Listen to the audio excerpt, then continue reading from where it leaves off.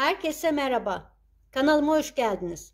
Bugün sizlere kız bebekler için farklı bir yelek hazırladım. Modelimi beğendiyseniz beğen butonuna basabilirsiniz. Yeni modellerimden haberdar olmak isterseniz kanalıma ücretsiz abone olup bildirimleri açabilirsiniz. Yeleğimiz 4-5 yaşa uygun. Etek kısmında tığ ile model uyguladım. Üst kısmını şiş ile ördüm. Arka kısımda da aynı şekilde modelimi uyguladım.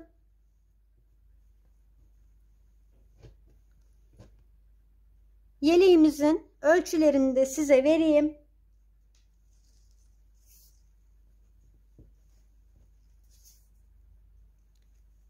Yeleğimizin bedeni 30 santim.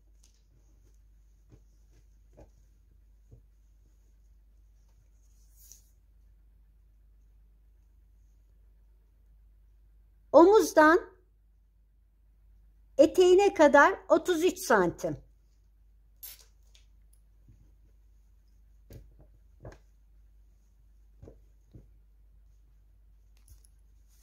Bunun için 2 adet pembe yumak kullandım.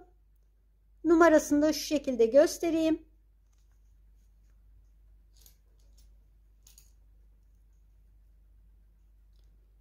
3,5 numara şiş kullandım. Ve 3 numara tığ kullandım. Umarım beğenmişsinizdir. Dilerseniz hep birlikte yapımına geçelim. Evet, şimdi yeleğimizin ön kısmına ilk önce tığımızla zincir atarak başlıyoruz. Bu baştaki bir taneyi saymıyoruz. Biraz zincirlerimizi geniş tutalım. Çünkü gerdirmesini istemiyorum alt kısımda. Bakın, baştakini saymıyorum. 1, 2, 3, 4, 5, 6, 7, 8. Bu şekilde biraz zincirlerimizi bol alarak 42 tane zincir çekelim. Evet, 42 tane zincir çektim. Şimdi bir tane daha çekiyorum. 43. Ve bu hemen en son çektiğimin yandaki zincire batarak bir sık iğne yapıyorum. Hemen onun yanındakine batarak ikinci sık iğnemi yapıyorum.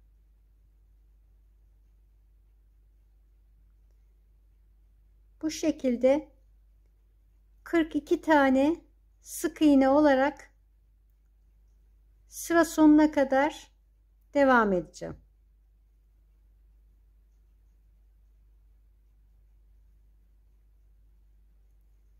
Bu şekilde sık iğnemizi başa kadar gelelim. Evet, şimdi 42 tane sık iğnemizi yaptık. Bir zincir çekerek dönüyoruz ve ilk zincirin tepesine batarak yine bir sık iğne daha yaparak devam ediyoruz. Tüm sık iğnelerin üzerine yine sık iğne olarak başa kadar devam ediyoruz. Ben bu ilk başlangıcını sık iğne olarak yaptım. Sizler dilerseniz tığ ile lastik yapabilirsiniz ya da ikili trabzan, üçlü trabzan olarak da yapabilirsiniz. Ama sayımız 42 tane olacak.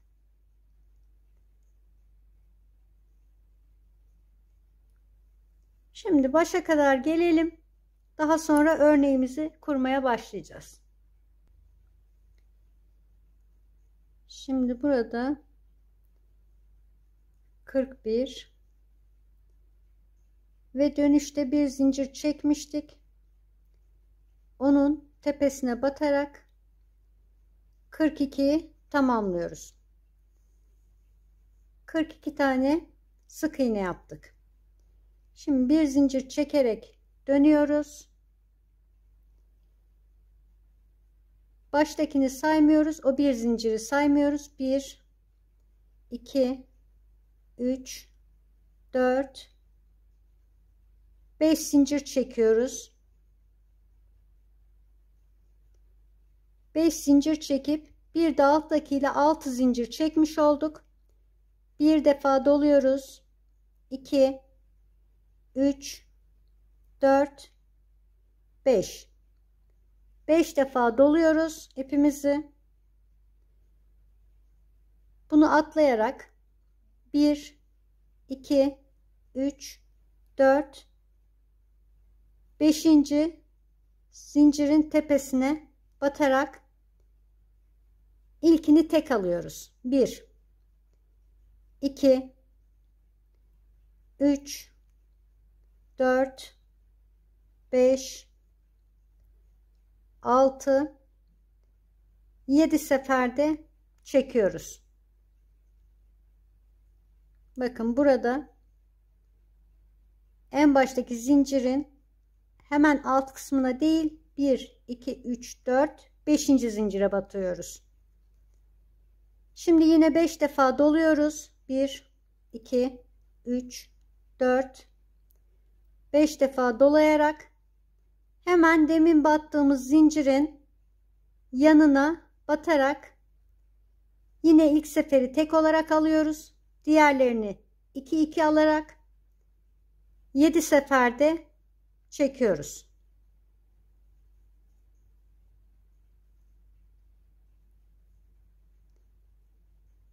Şimdi burada 2 tane 7 seferde çektiğimiz zincirimiz oldu. Yine 1, 2, 3, 4 ve 5. Dolayarak hemen yine yan zincirin tepesine batarak yine 7 seferde çekiyoruz.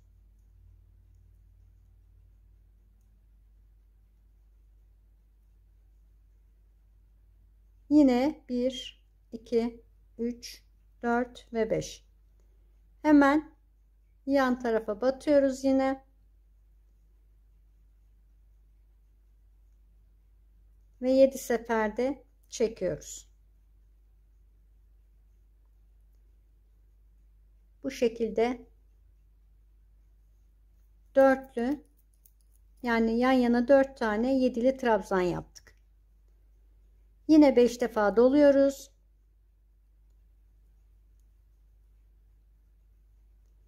Bu defa şu baştaki zincirimizi atlayarak direkt şu hemen yanındaki, yani ikinci zincirin tepesine batacağız.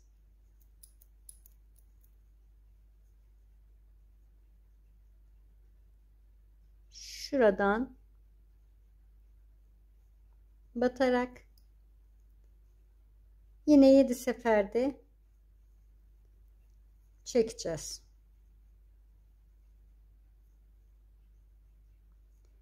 Yine 5 defa dolayalım. Bu battığımız zincirin hemen yan kısmına batıyoruz.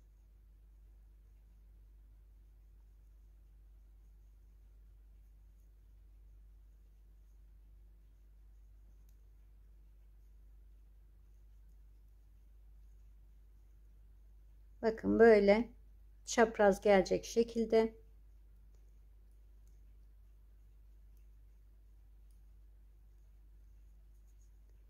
hemen yine yan tarafa geçiyoruz.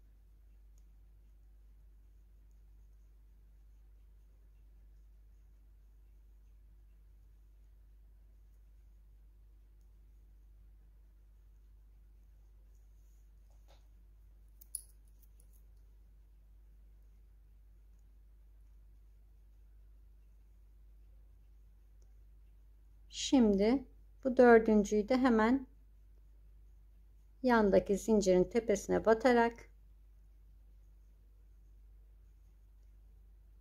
ilk modelimizi oluşturmuş olacağız.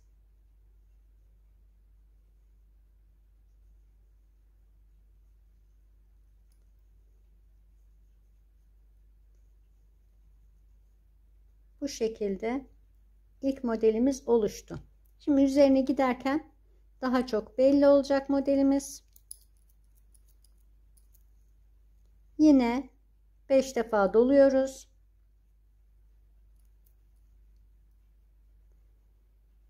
Ve bu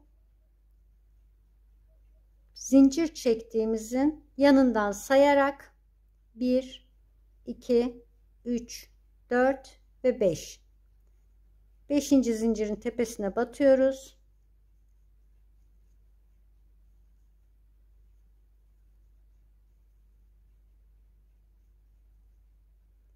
Yedi seferde çekiyoruz. Yine hemen bir yanına geçiyoruz.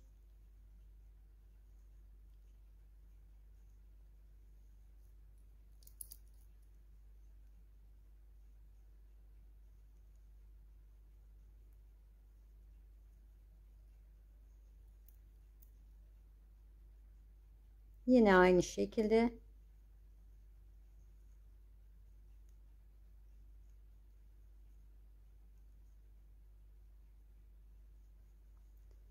üç tane yedili trabzanımız oldu.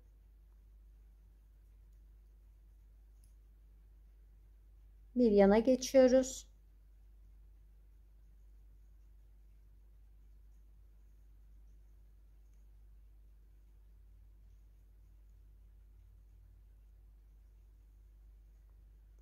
Dört tane trabzanımız oldu. Şimdi yine 5 defa doluyoruz.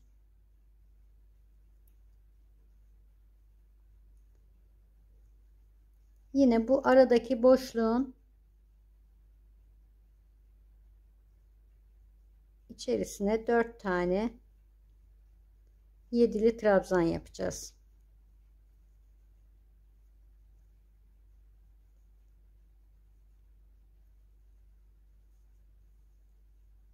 Bakın şu şekilde göstereyim. 1, 2, 3 ve 4 tane.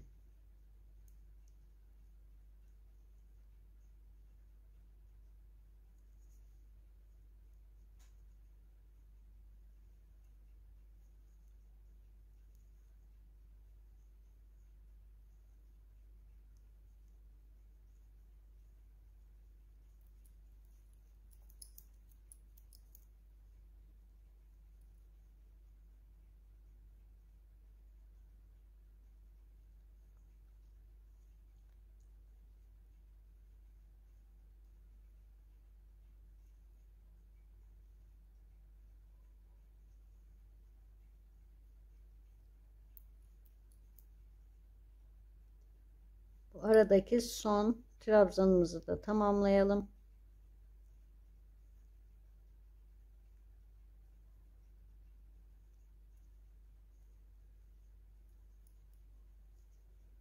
Şu an ikinci modelimizi de yaptık.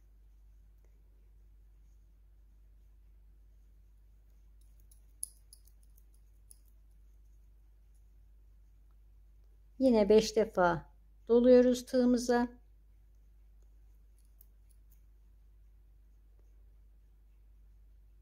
Bir, iki, üç, 4 ve 5. 5. zincirimizin tepesine batıyoruz yine.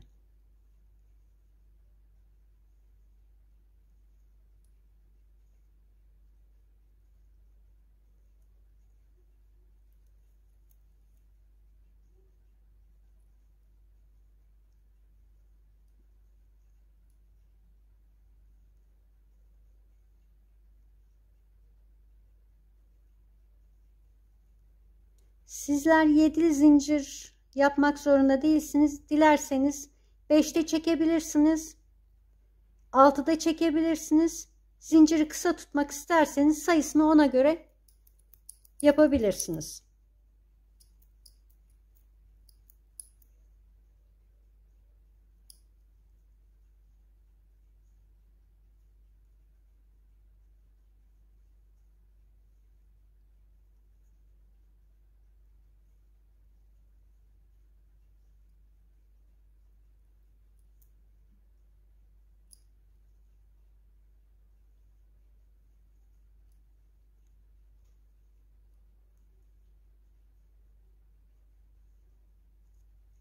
Evet, şimdi bu orta boşluktakileri yapalım.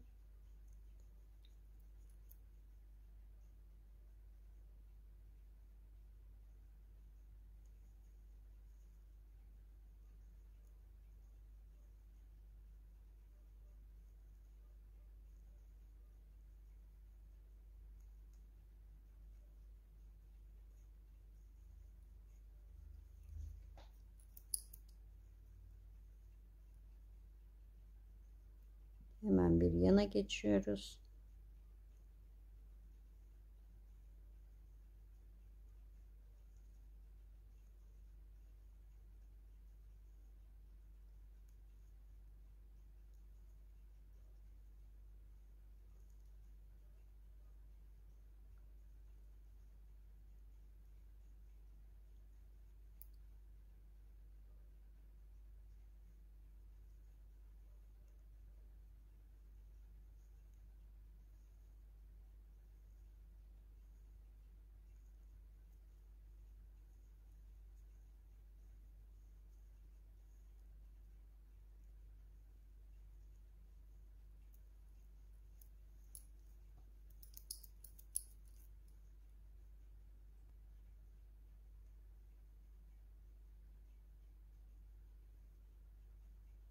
Aradaki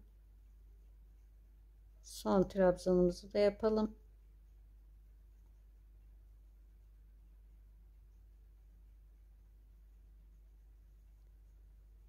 Modelimiz bu şekilde devam ediyor. Şimdi yine 5 dolayıp 1, 2, 3, 4 ve 5. zincirimizin tepesine batıp 4 tane yapacağız. Daha sonra bu aradakileri yapacağız.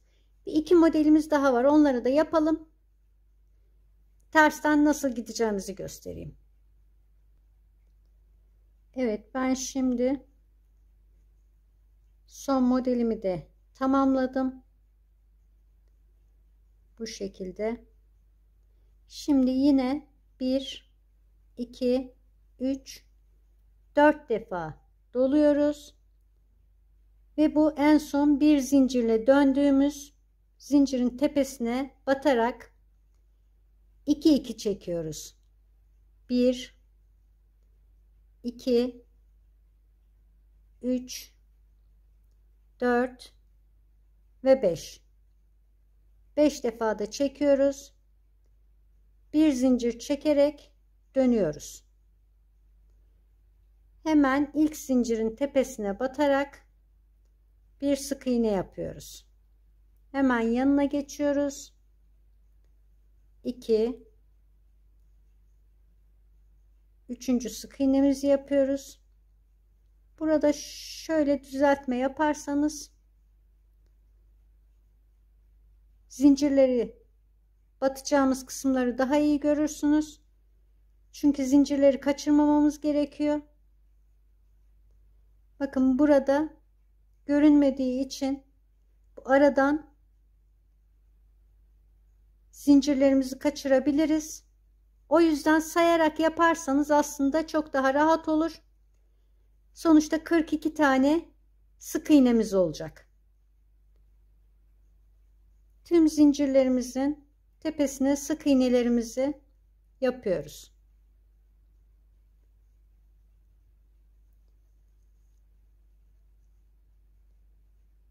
Böyle düzelterek gidersek çok daha rahat görebiliriz. Arada kaçırdığımız zincir olmaz.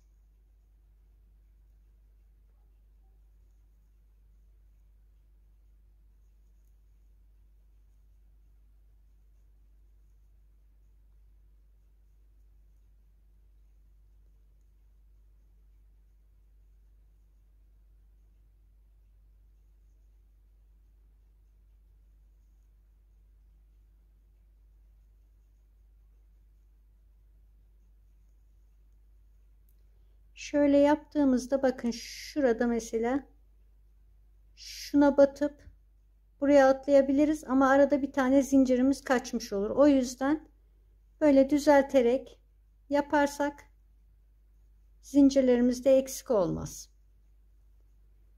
42 tane sık iğnemizi tamamlayalım. Evet, sık iğnelerimize devam ediyoruz.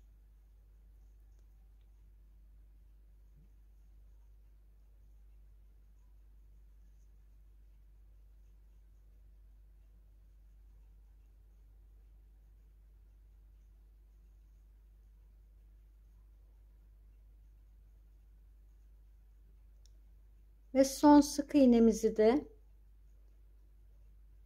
bu yaptığımız zincirin tepesine batıyoruz.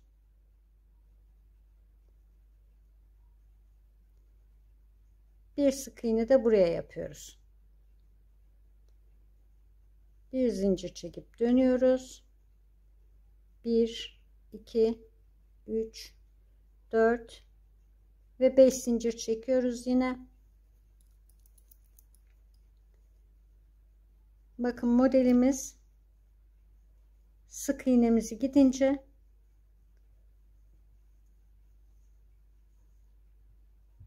daha rahat ortaya çıktı.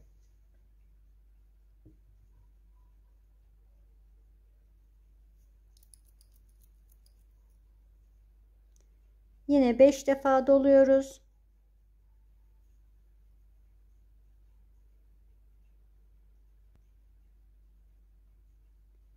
Yine bu ilk zinciri atlayarak 1 2 3 4 ve 5. 5. zincirimizin tepesine batarak yine aynı şekilde 7'li trabzanımızı yapıyoruz.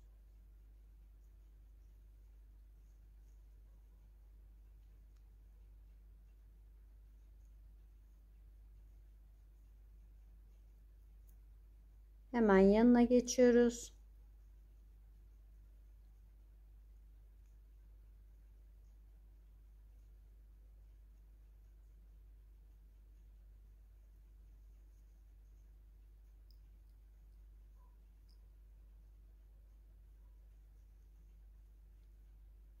Aslında modelimiz çok basit.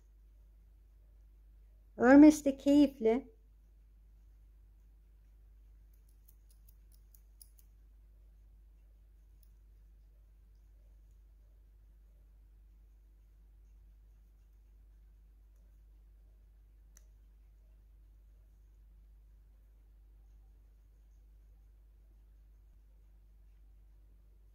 Evet, şimdi yine aynı işlemi yapacağız. Şimdi bu başlangıçta yine şu baştaki zincirimizi bırakıyoruz. İkincisinden başlayarak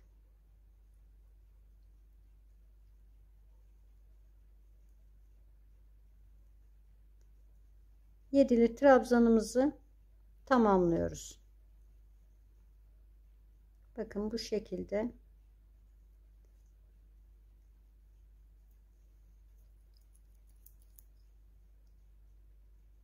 Yine 5 defa dolayıp hemen yanına geçiyorum.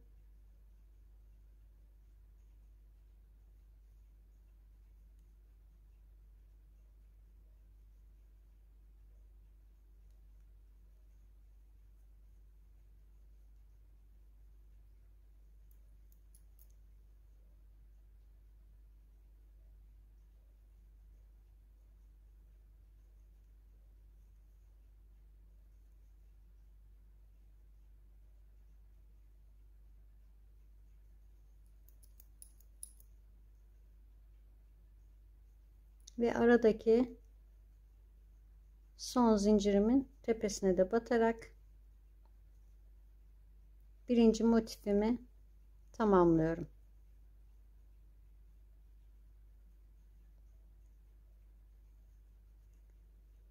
Yine aynı şekilde arada zincir çekmiyorum. Direkt doluyorum 5 defa. 1 2 3 4. Bu defa şurada sadece ilk zincire batmıyoruz, ikincisine batıyoruz. Burada hemen yanından sayarak 1 2 3 4 ve 5.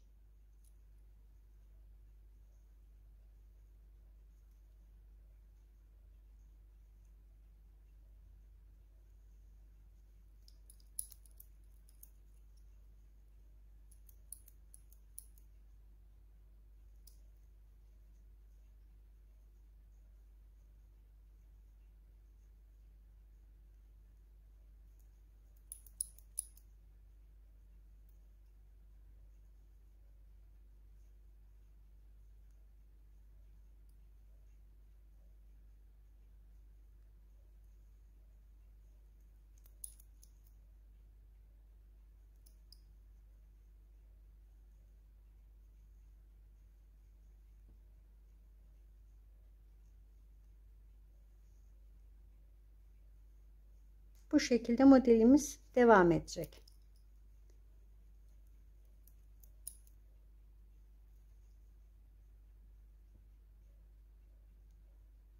Hemen bu yan tarafa batıyoruz ve aradaki 4 zincirimizin de içine 7'li trabzan yaparak modelimizi tamamlayacağız. Bu şekilde sıra sonuna kadar gelelim.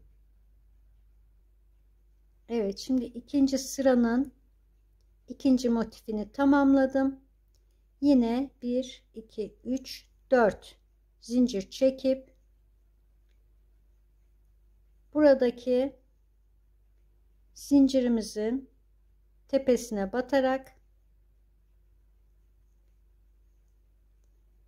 1 2 3 4 ve 5 seferde çekiyoruz. Yine bir zincirimizi çekip dönüyoruz. İlk zincirin tepesine batarak bir sık iğnemizi yapıyoruz.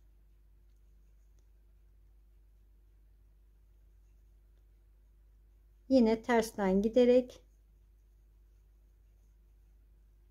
sık iğnelerimizi tamamlayacağız.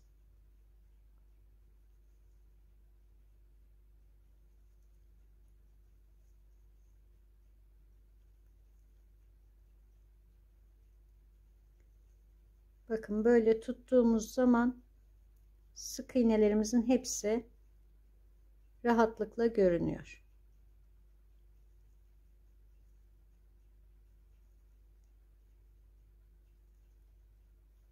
Böyle her sıradan gittiğimizde şuradan şöyle düzeltirsek düzgünce sık iğnelerimiz çıkmış olur. Evet, yine 42 tane tersten sık iğnemizi tamamlayalım.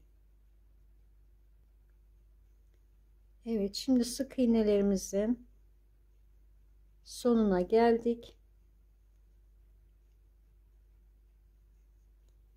Yine bir zincirle dönüyoruz. 1 2 3 4 ve 5 zincir çekiyoruz. 5 defa doluyoruz. Bu baştakini bırakıp 5. zincirimize batıyoruz.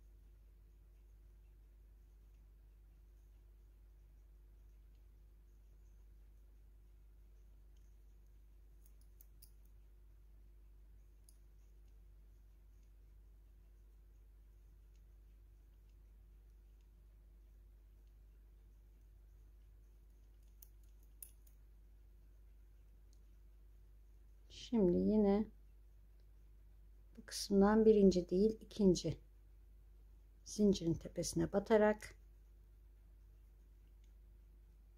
trabzanımızı tamamlıyoruz.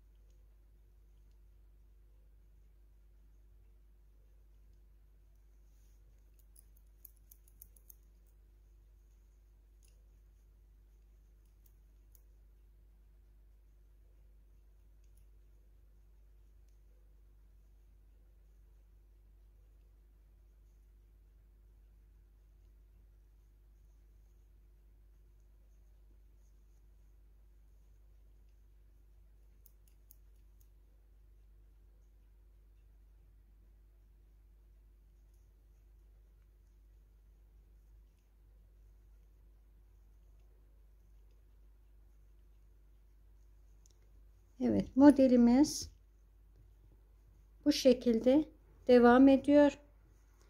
Şimdi bu üçüncü sıramızı da yapalım, tamamlayalım. Tersten de sık iğnemizi gelelim. Daha sonra şişe geçeceğiz. Evet, şimdi son sırayı bitirdim. Terse dönüp sık iğnemi yapacağım ama burada sizlere bir şey göstermek istiyorum. Şimdi bu modelimizin bitimindeki zincire 4 defa dolayıp bu zincirin tepesine batırarak bitiriyoruz. 1 2 3 4 ve 5. Bu şekilde burada bu zincirin tepesinde bitiriyoruz. Sık iğnemizi geldiğimizde, sık iğneyi yaparak geldiğimizde buradaki en son şunda, yani en son bunda bitiriyoruz. Bu tekrar bu zincirin üzerine batmıyoruz. Yani sık iğne yaptığımızda son şu yaptığımız yedili trabzanın tepesinde bitiriyoruz. Modelin bitiminde ise bu zincirin tepesine batarak bitiriyoruz. Yoksa modelimiz bu şekilde gelmiyor, daha farklı oluyor. O zaman çünkü şuradaki sıralar bir tane atlamış oluyor. O yüzden bu modeli çıkartamıyoruz. Onu da söylemek istedim sizlere. Şimdi sık iğnemizi gidelim ve şişimize ilmeklerimizi takmaya başlayalım. Evet, şimdi sık iğnemizin sonuna geldik.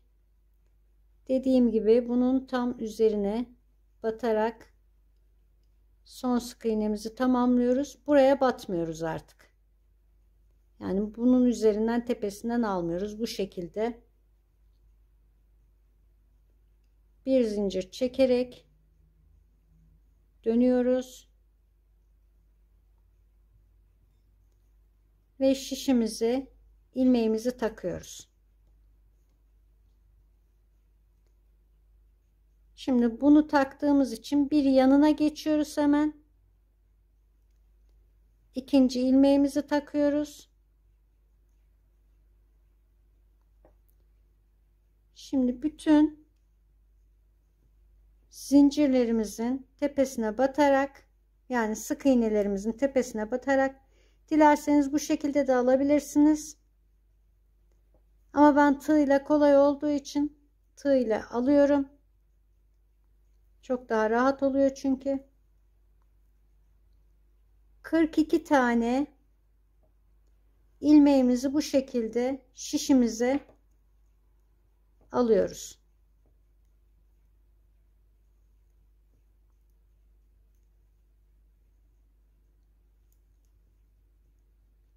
Hiçbir sık iğneye atlamadan tüm sık iğnelerimizin tepesinden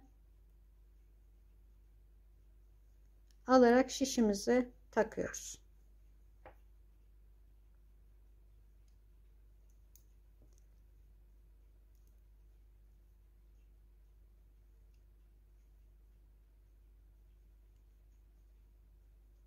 Bu şekilde başa kadar gelelim. Evet, ben şimdi tüm ilmeklerimi taktım. 42 tane ilmek taktım buraya. Ben 1 2 3 sıra yaptım. Siz dilerseniz daha büyük, yani modelimize devam ederek biraz daha çıkabilirsiniz. O sizin zevkinize kalmış. Ben şu an için 3 tane yaptım. 3 model yaptım. 42 tane de ilmeğimizi taktık. Şimdi bunu düz haroşa olarak devam edeceğiz. İlk sıramızı düz olarak örüyorum ve ilk haroşemizi oluşturuyoruz.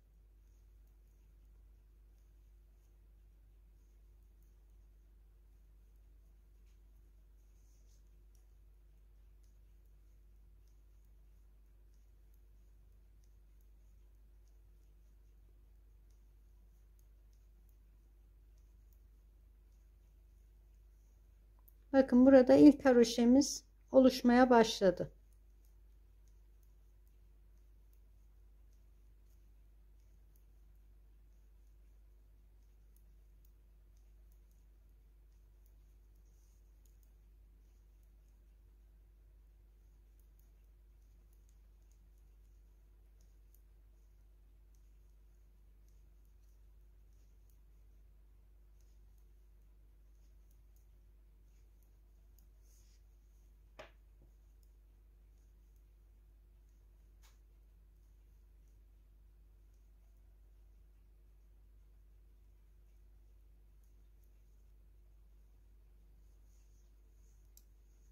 Bu şekilde şimdi şişe geçmiş olduk.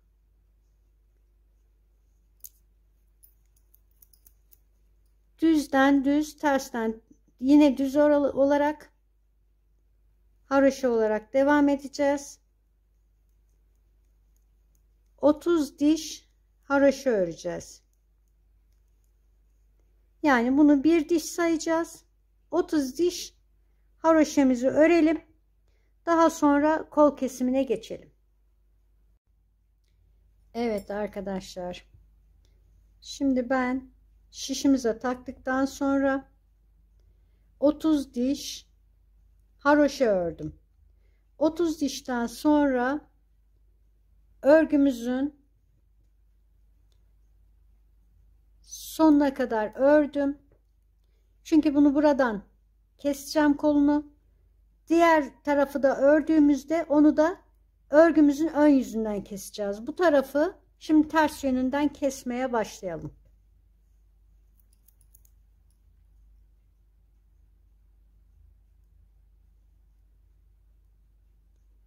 Bir tane kesimimizi yaptık. Örüp bir diğerinin üzerinden atlatıyoruz. İkinci kesimimizi yaptık. Ve üçüncü kesimimizi yaptık. Buradan 3 tane kesim yaptık. Örgümüzün şu an ters tarafındayız.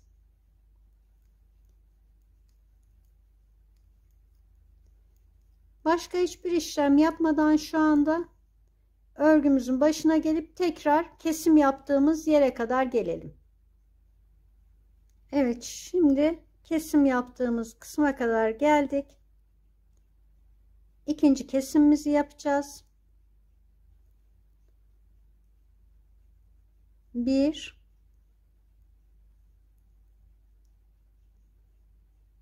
2 2 tane de buradan kesim yaptık. 3 2 olarak devam ediyoruz.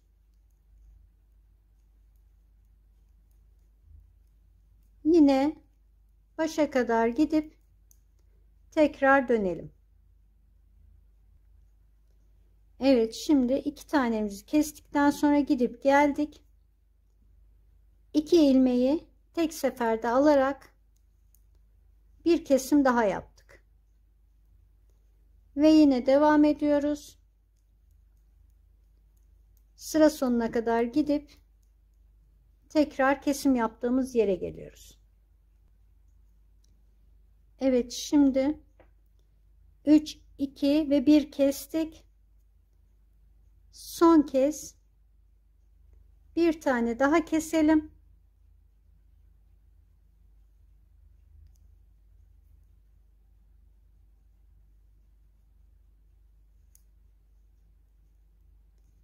Bu şekilde devam edelim.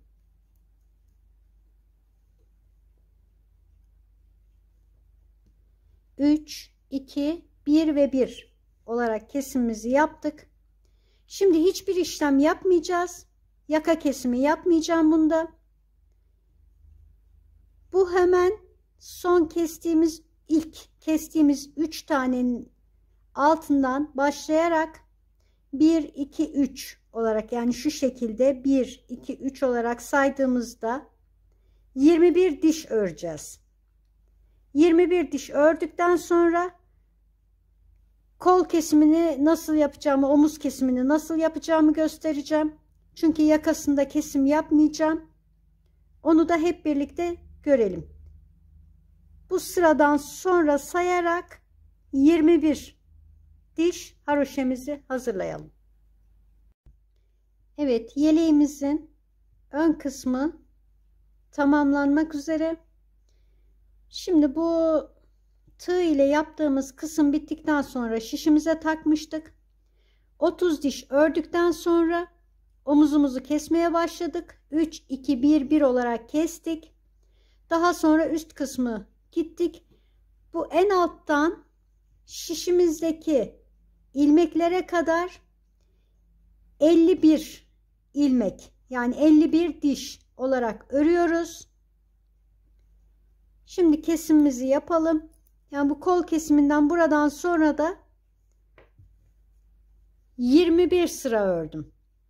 Yani şuradan sonra 1, 2, 3, 4, 5, 6, 7, 8, 9, 10, 11, 12, 13, 14, 15, 16, 17, 18, 19, 20 ve şişimdekiyle 21. Şimdi kesimimizi yapabiliriz.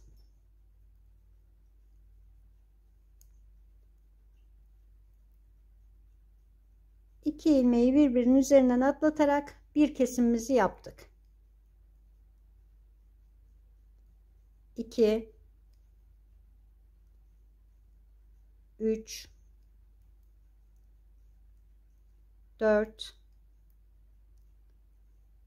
5, 6, 7, 8, 9, 10, 11, 12, 13, 14 ve 15. 15 ilmeğimizi tek seferde kestik. Burada 2, 4, 6, 8, 10, 12, 14, 16, 18, 19 ve 20. 20 ilmeğimiz kaldı omuz için. Bunu 2 sıra daha öreceğiz.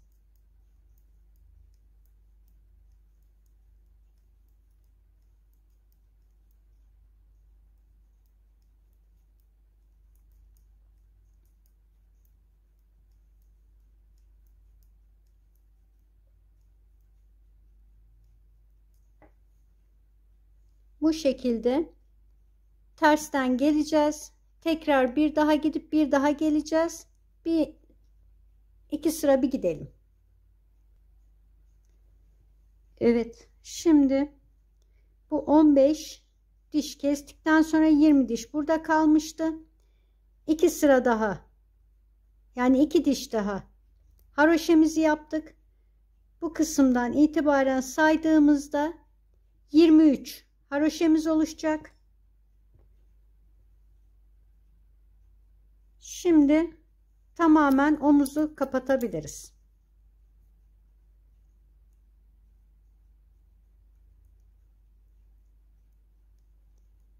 Yirmi ilmeğin tamamını kapatalım.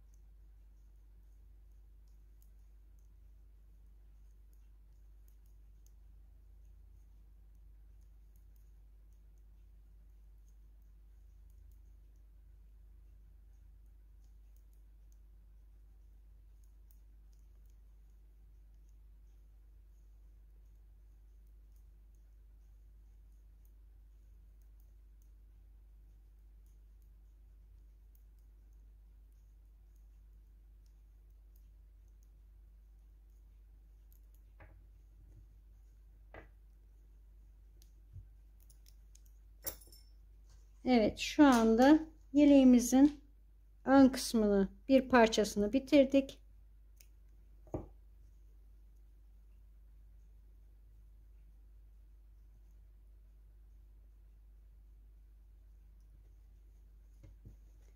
yeleğimizin önü hazır.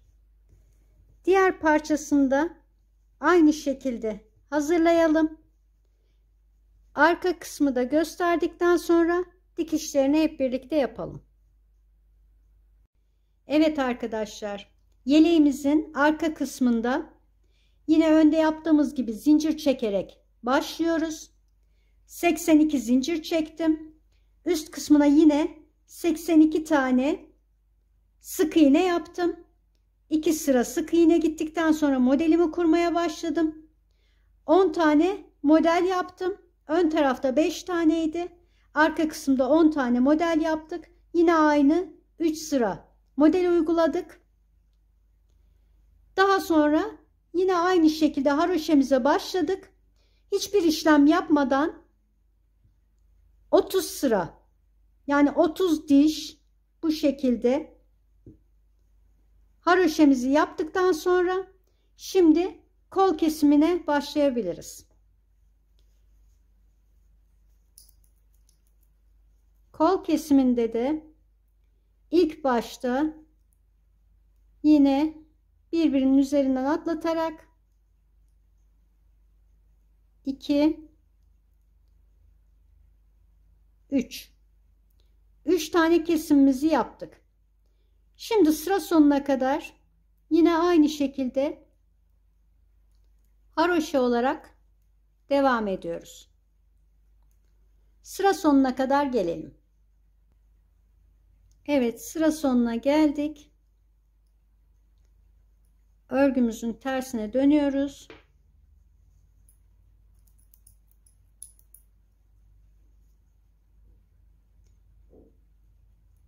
3 tane de buradan kesimimizi yapıyoruz. 2 ve 3. 3 kesim de buradan yaptık. Şimdi diğer başa geçiyoruz. İkinci kesimimizi yapacağız. Sıranın başına kadar gelelim. Evet, sıranın başına geldik.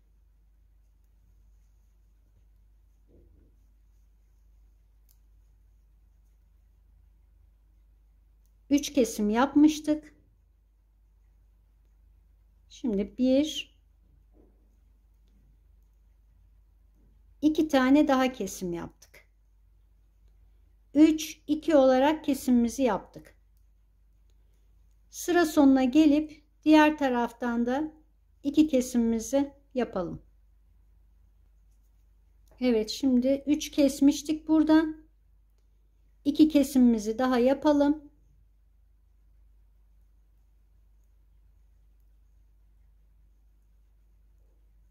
Evet, 2 kesimimizi daha yaptık. 3 2 olarak kestik. Şimdi örgümüzün düz yönüne gidelim. Son kesimimizi de yapalım. Bu şekilde başa kadar gelelim. Evet, şimdi örgümüzün düz yönüne geldik. 3 2 olarak kesmiştik. Şimdi bir tane daha 2 ilmeği tek seferde alarak bir kesim daha yapıyorum.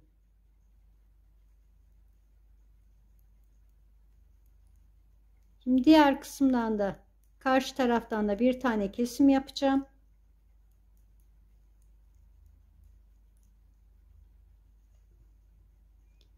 Bu şekilde arkanın kesimini tamamlamış olacağız. Şimdi diğer başa gelelim. Evet, sıranın sonuna geldim. Dönmeden burada tek seferde ilmeğimizi alarak bir tane de kesim buradan yaptım. Şimdi kesimlerimiz bitti. 3 2 1 olarak buradan kestim. 3 2 1 olarak da buradan kestim. Şimdi kalan ilmeklerimiz 2 4 6 8 10 12 14 16 18 20 22 24 26 28 30 32, 34, 36, 38, 40, 42, 44, 46, 48, 50, 52, 54, 56, 58, 60, 62, 64, 66, 68, 70. 70 tane ilmeğimiz kaldı. Şimdi bunun üzerine bir 20-21 sıra haroşa örelim. Daha sonra yaka kesimini göstereyim. Bir önce haroşelerimizi tamamlayalım. Evet, ben kol kesiminden sonra, yani şu sıradan sonra, bu 30. sıramızdı. 30 tane 30 diş örmüştüm. Kolumuzu kesmiştim. Daha sonra 21 sıra ördüm. 2, 4, 6, 8, 10, 12, 14, 16, 18, 20 ve 21 sıra ördüm. 22. sırada 2, 4, 6, 8, 10, 12, 14, 16, 18, 20, 22, 24, 26, 27 sıra. Yani 27 diş ördükten sonra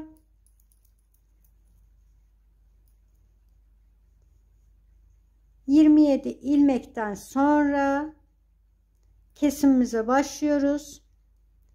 2 tane örüp bir diğerinin üzerinden atlatarak bir tane kesim yaptık. İkinci kesimimizi yaptık.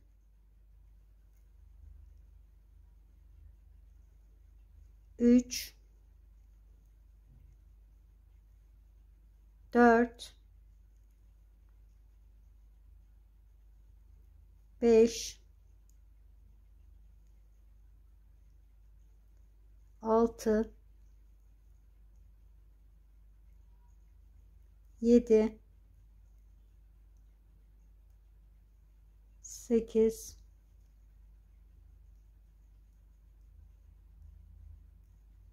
9, 10, 11, 12, 13, 14,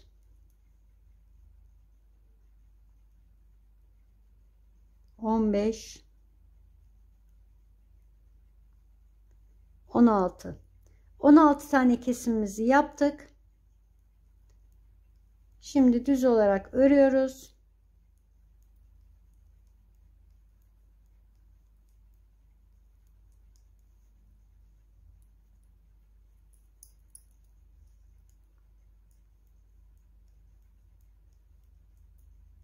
Sıra sonuna kadar gidip tekrar kestiğimiz kısma kadar geleceğiz.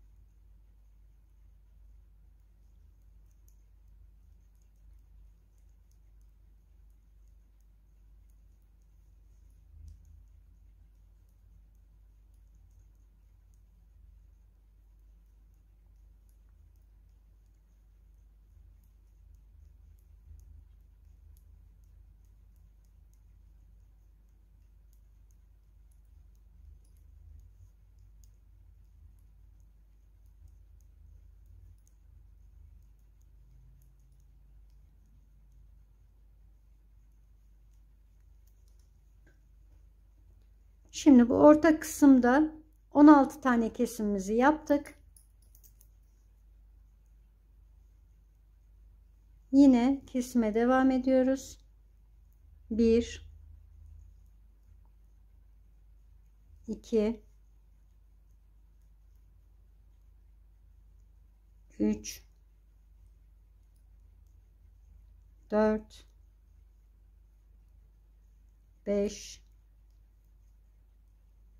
6, 7. 7 tane daha kesim yaptık. Tekrar gidip sıra sonuna kadar gidip tekrar düz yöne gelelim. Evet, şimdi 16 tane kesim yaptık. 7 tane daha yaptık. Burada hafif bu ovalliği verebilmek için bunu yaptım. Düz de kesebiliriz ama ovallik çok daha hoş durduğu için bu yakada ovalliği vermek istedim. Şimdi burada omuzumuzda aynı öndeki gibi 20 ilmeğimiz kaldı. 2, 4, 6, 8, 10, 12, 14, 16, 18 ve 20. Bu 20 ilmeğin tamamını kapatarak omuzumuzu tamamlayacağız.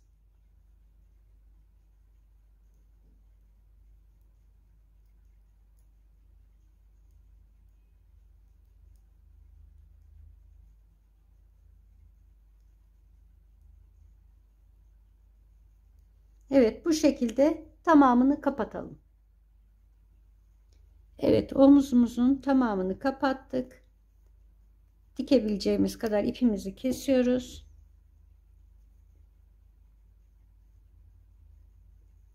Ve bu taraf omuzu bitirdik. Şimdi diğer tarafta da aynı şekilde, ama burada şöyle bir işlem yapalım. Bunu tığ göstereyim size. Şimdi burada şu açıklığın olmaması için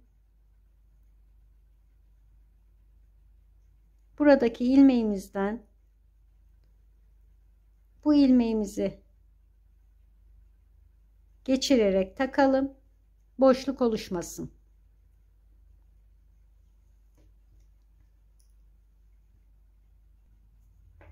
Evet, şimdi ipimizi takalım.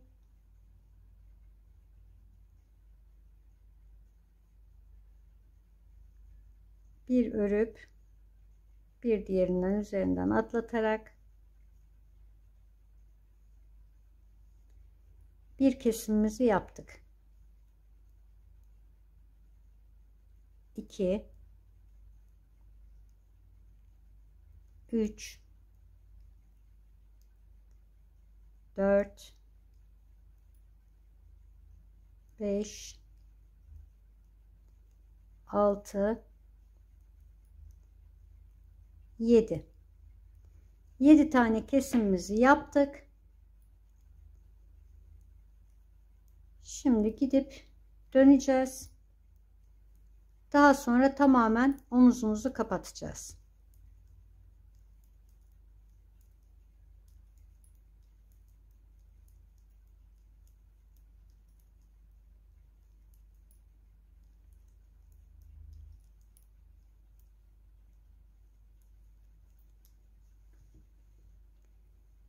Evet, bir sıra daha geleceğiz. Dönüşte omuzumuzu kapatalım artık. Evet, yeleğimizin arkası hazır. Bunun şimdi önlerle birlikte dikişlerini yapalım. Düğme kısımlarını hazırlayalım. Ondan sonra yeleğimizin bitmiş halini hep birlikte görelim. Evet, yeleğimizi tamamladık. Yan dikişlerini yaptım. Omuz dikişlerini yaptım. Kol kısımlarında bu şekilde bir süsleme yaptım. Batarak 5 zincir çekip battım. 5 zincir çekip tek seferde çekerek, yani sık iğne yaparak her 5 zincir çekip bu aralara battım. Bu şekilde bir süsleme yaptım. Şimdi biritlerimizi yapalım.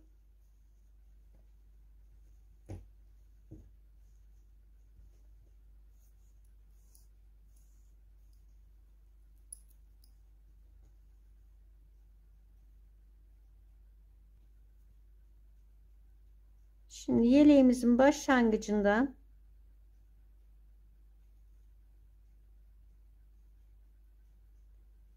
batarak ipimizi şu aradan alalım, sabitleyelim. bir zincir çekiyorum ve yan taraftaki zincire bir sık iğne yapıyorum. Hemen yanına geçiyorum.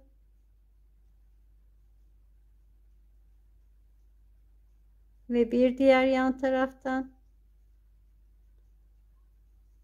üzerine almadan sık iğnelerimizi tamamlıyoruz.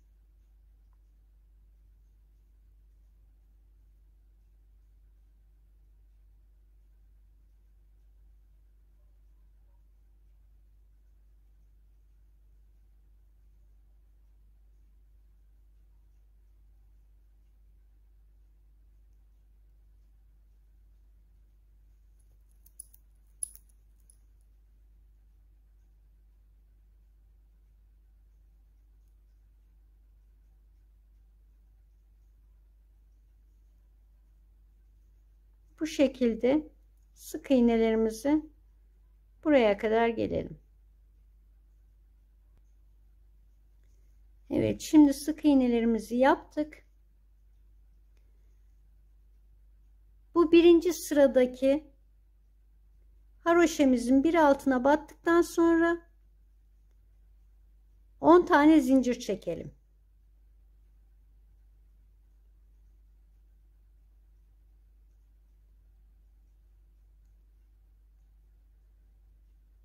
On zincirden sonra ilk haroşemizin tepesine batarak tek seferde çekelim. Biritimizin bir tanesini hazırlamış olduk. Hemen yandaki haroşenin tepesine batalım. Bir sık iğne yapalım.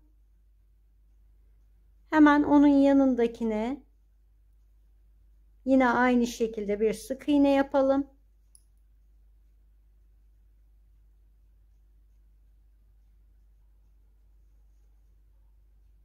Bir diğer yanda yine bir tane sık iğne yapalım. Ve yine 10 zincir çekelim.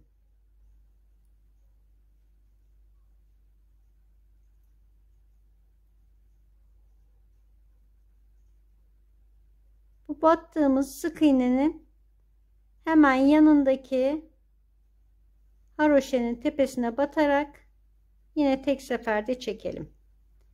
İkinci biritimizi yaptık. Bu şekilde 3 sık iğne ve biritlerimizi hazırlayarak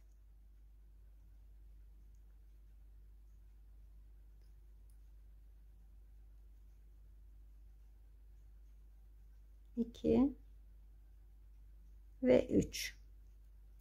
Yine 10 zincir çekiyoruz.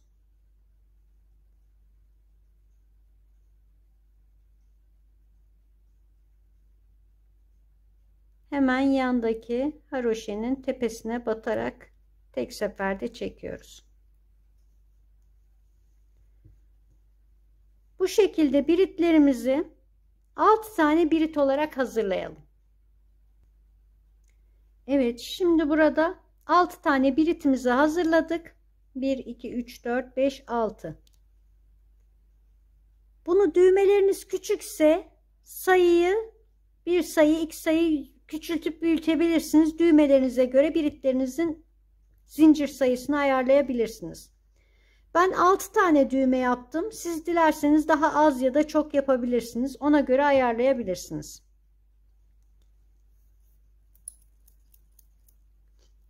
Şimdi buradan sonrasını artık sık iğne olarak devam edeceğiz.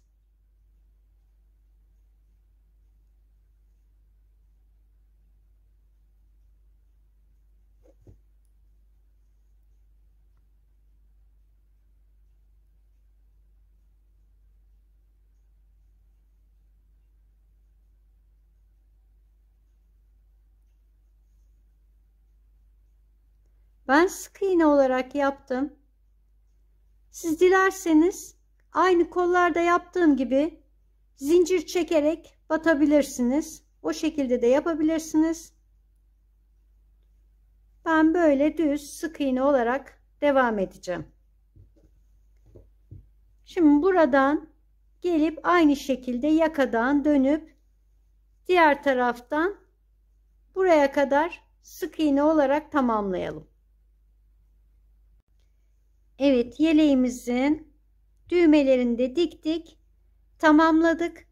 Şimdi size kısaca bunun yaka kısmının ütüsünü nasıl yapacağımızı göstermek istiyorum. Evet, ütümüze başlamadan önce örgümüzü düzgün bir şekilde dikiş yerlerine ayarlayalım.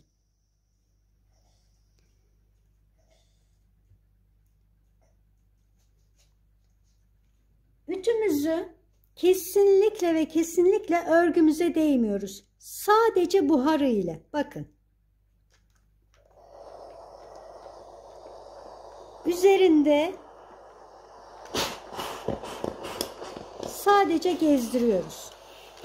Ama kesinlikle örgümüze ütümüzü değdirmeyelim.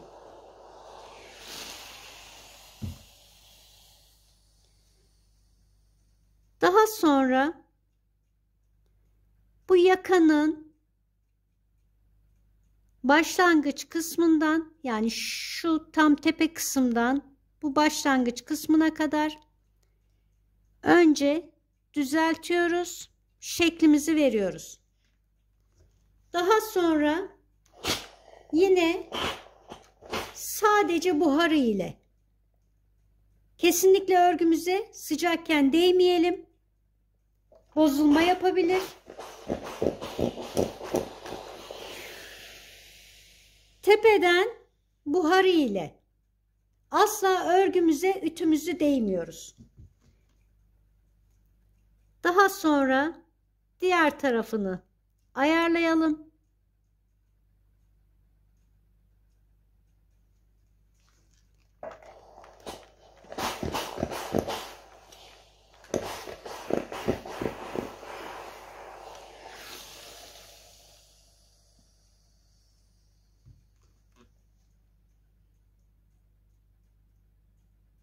Örgümüz istediğimiz şekilde düzeltebiliriz örgümüzü.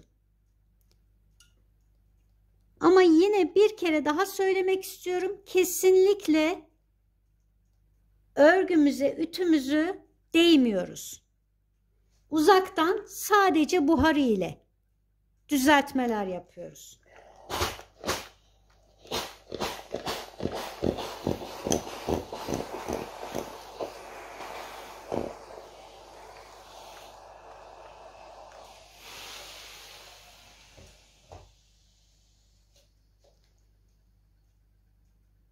Yeleğimiz de bu şekilde hazır. Umarım beğenmişsinizdir. Bir sonraki videomda görüşmek üzere. Hoşça kalın.